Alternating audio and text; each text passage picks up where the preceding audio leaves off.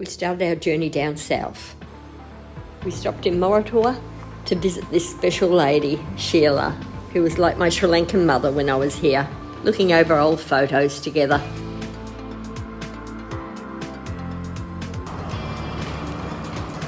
And now it's time to tackle the trains.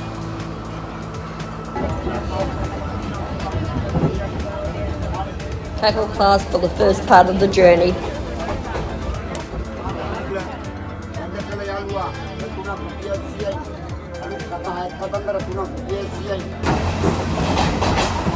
Eventually I got a seat. And then just like that, it's near empty.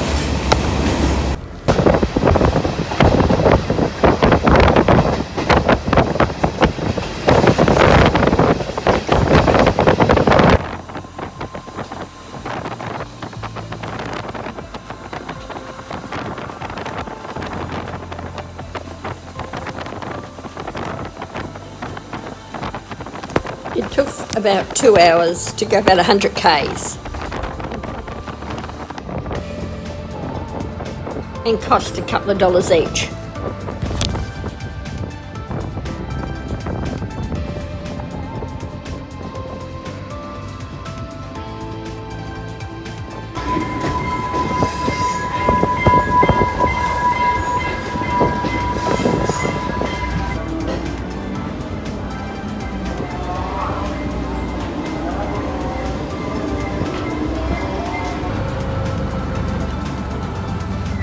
Then a 10-minute baja ride out to the jungle.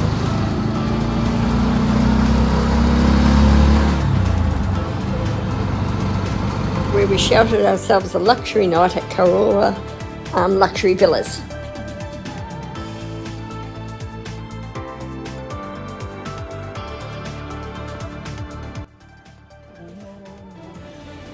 It was pretty much silence, except for you could hear the national anthem in the background somewhere.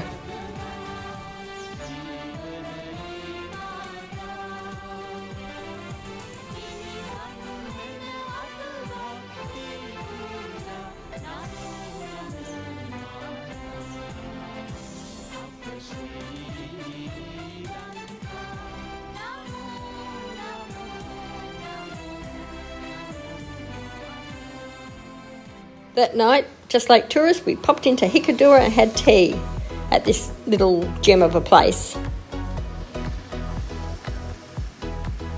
The next day, we started at the Turtle Hatchery and the Rescue Centre in Hikkaduwa. So being a member myself of Turtles in Trouble in Hervey Bay, I proudly wore my shirt and had a chat with them about their issues and challenges they were facing. We release more than 10,000 babies back every year, but any 100 babies go to the sea, only 1 or 2 survive. It is used as an educational thing. They have groups of school children come through. They're very proud of the fact that they have the blue whale here and five of the turtles, so they try to get the school children to fall in love with them, which they do, so that they will not eat them or use their eggs. Many issues are the same: fishermen, nets.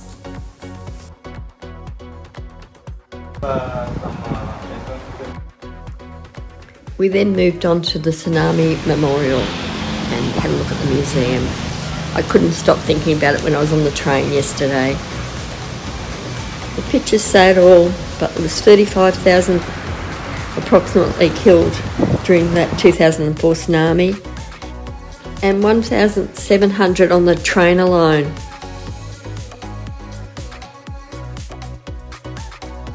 The local people have the greatest respect for the Australian lady Alison Thompson, who came to their aid straight after the disaster and actually has assisted in setting up this museum. Heading down the south coast, you'll see signs of the tsunami everywhere. But now it's time again to face the buses and head down to Galle.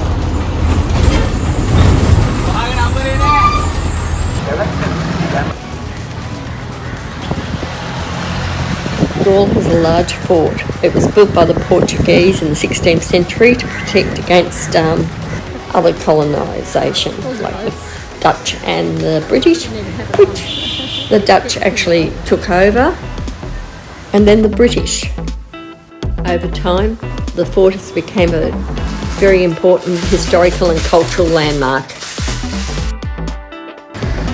We had a recovery at the Galle Fort Hotel. A nice cup of tea, made English style.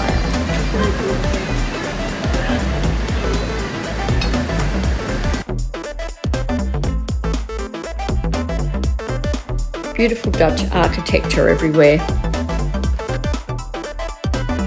And then to our home for the night. The old Dutch house. $20, lovely. There's comfy, air conditioning, fan. And now it's time to have a walk around the fort wall.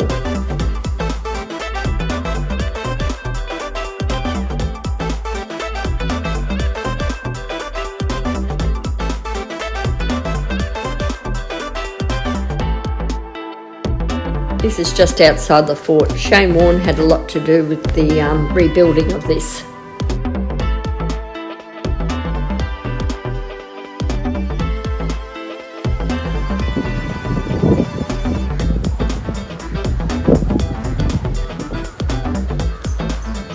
With every turn on the rampart, bastions are everywhere. You never know what you might hear or see. Not that I approve of everything.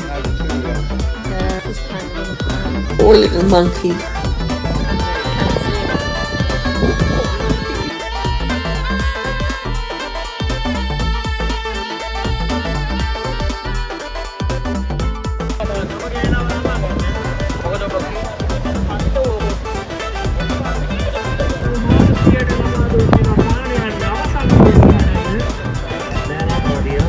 Great view of all cricket up here.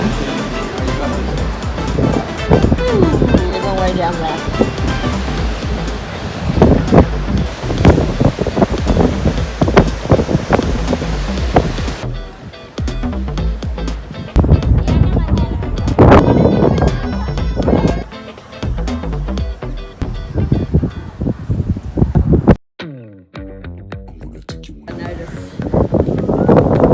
Came by these street dogs, and this lady was feeding them out of a bucket, so I went over for a chat.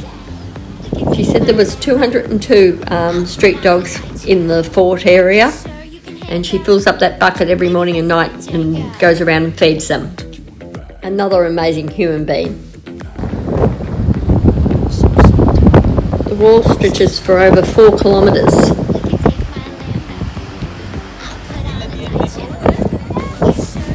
And the perfect place for all these Sri Lankan families to get together. There was kites flying in the sky everywhere. This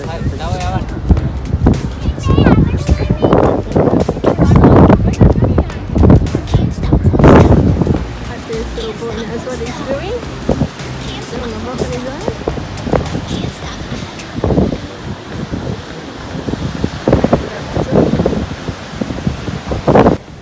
own. And within every rampart hides a young couple. Inside the fort is no less impressive.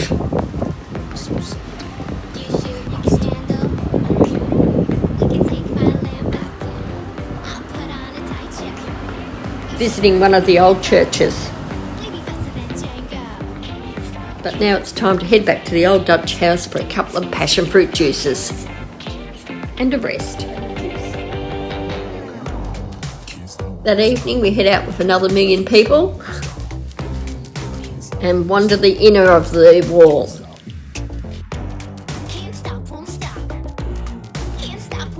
Stopping for tea at this lovely Indian house restaurant, which had the perfect view for our tea.